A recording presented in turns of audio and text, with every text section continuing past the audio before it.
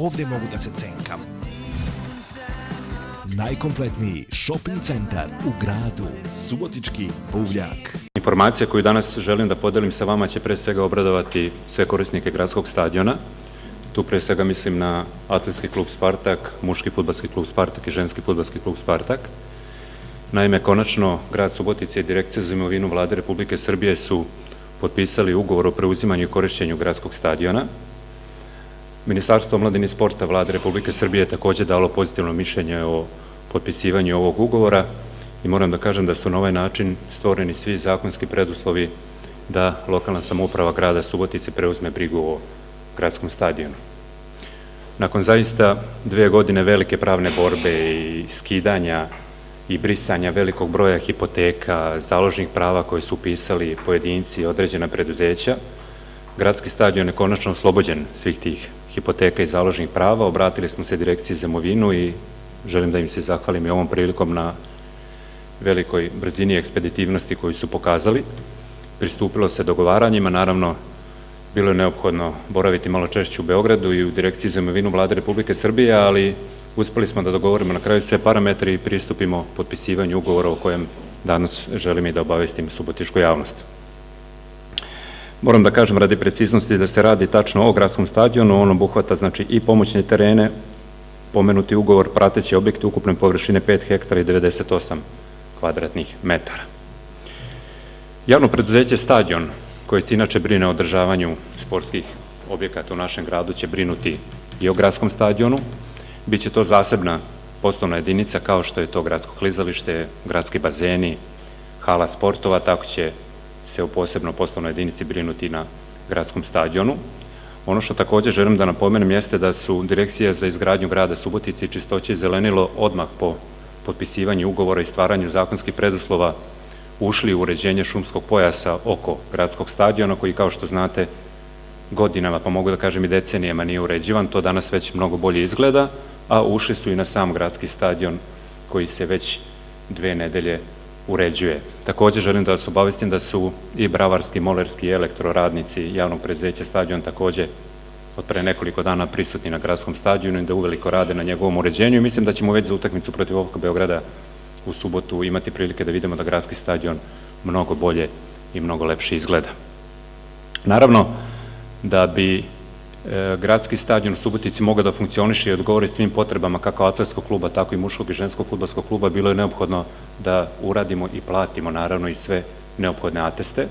Tako su urađeni i plaćeni protivpožarni atest, atest za gromobransku instalaciju i atest za elektroinstalaciju. Na taj način smo ispunili uslove koji su nam u dopisu poslali čelnici Fudbalskog saveza Srbije i to su preduslovi koji su traženi od ženskog fudbalskog kluba koji je ostvario ponovo plasman među 32 najbolje ekipe u Evropi. Ja im ovom prilikom čestitam na tome.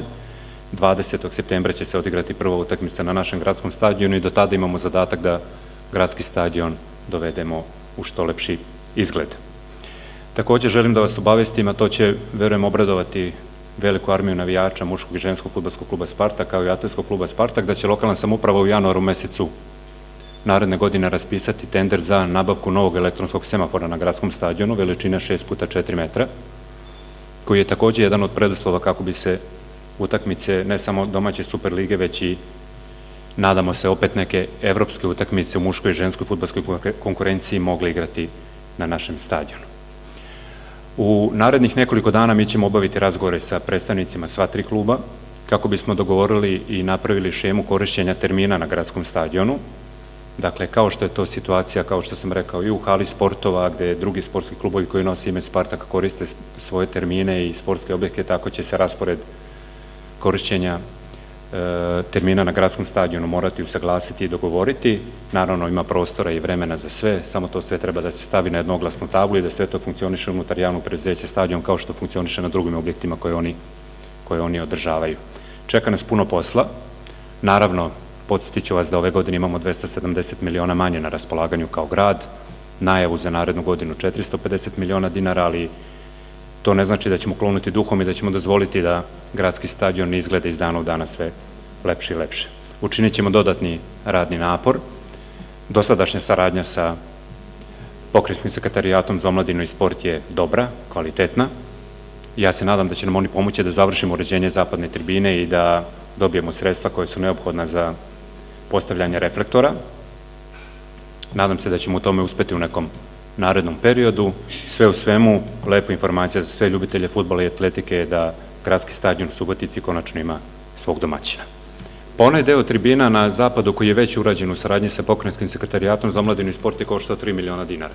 Otprilike kada pogledati ovako vizuelno, otprilike nešto malo više od toga, još jedan deo tribina, nešto malo više od urađenog je preostalo da se uradi. Ja procenjujem da to neki iznos od 4-5 miliona dinara i mi već vodimo razgovore intenzivno sa pokrajinskom sekretarkom za omladinu i sport Marinikom Čobanu, da i njima su uskraćena sredstva sa republičkog nivoa, ali da iznađu sredstva i da nam pomognu da zaista tu zapadnu tribinu uradimo, da postavimo stolice i da gradski stadion zaista poprimi izgled kakav je zaslužuje. Moram da napomenem još jednom da vas podsjetim, u godinama ispred nas nismo imali zakonski okvir i preduslove da bilo šta na njemu radimo. Sve ono što smo i radili bilo je, ajde da kažemo, neka stvar dobre volje, da smo se trudili da uradimo one stvari da ne bi došlo, ne daj Bože, do neke nesreće ili nekog ekscesa, pa smo uredili kupatila, intenzivno radili na uređenju elektroinstalacija i tako dalje, samo da bismo nekako izgurali priču do momenta kada ćemo imati zakonske preduslove da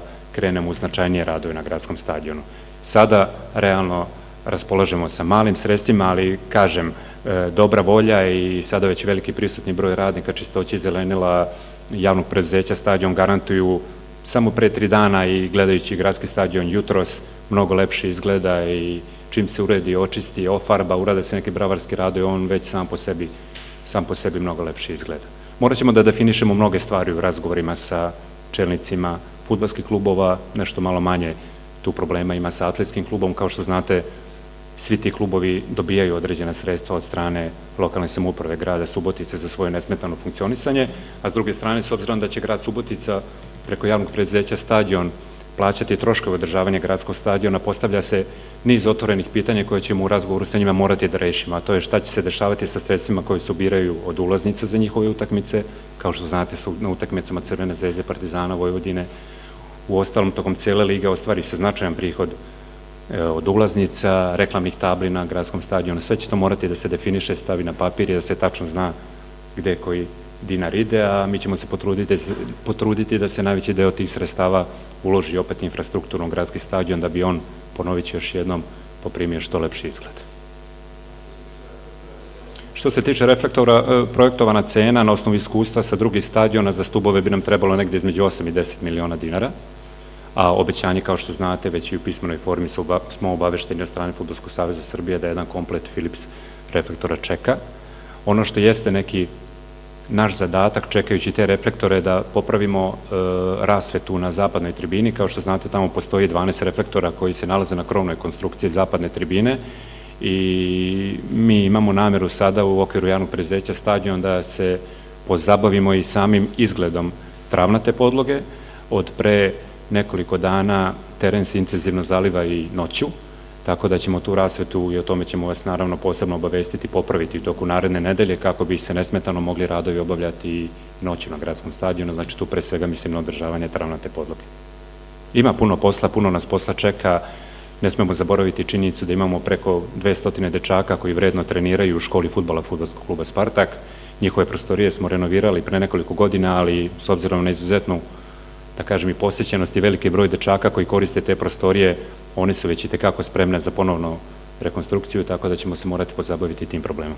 Pa da vam odgovorim prvo na drugo pitanje. Mi smo na početku godine koja traje obavili razgovore sa Pokrajinskim sekretarijatom i čak i predvideli kod nas u budžetu jedan deo sredstava kako bismo zajednički, podsjetit ću vas, Pokrajinski sekretarijat za omladinu i sport uglavnom finansira projekte gde se i lokalna samouprava u jednom delu finansiranja uključi.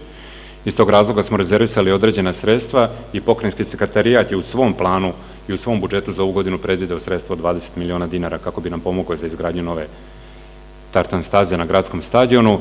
Podsjetit ću vas da smo upravo u saradnji sa njima uradili trim stazu u Dudovoj šumi koja zaista lepo izgleda i vidite po broju korisnika da je itekako potrebna bila našem gradu. Međutim, zbog smanjenja dotacija od strane republičkog nivoa vlasti i prema njima nećemo moći ove godine to da izdejstvujemo.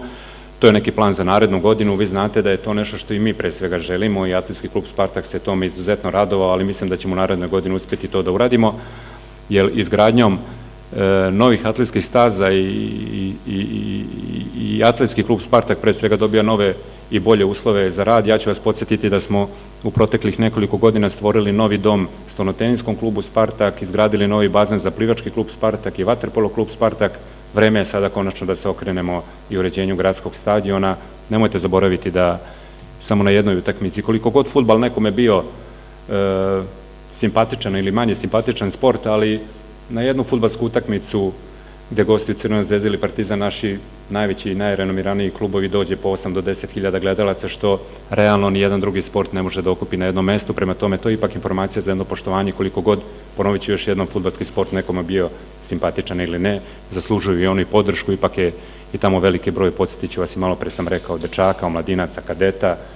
To je jedna velika armija sportiste i zaslužuju podršku i da konačno objekat na kome i oni treniraju poprimi lepši izgled.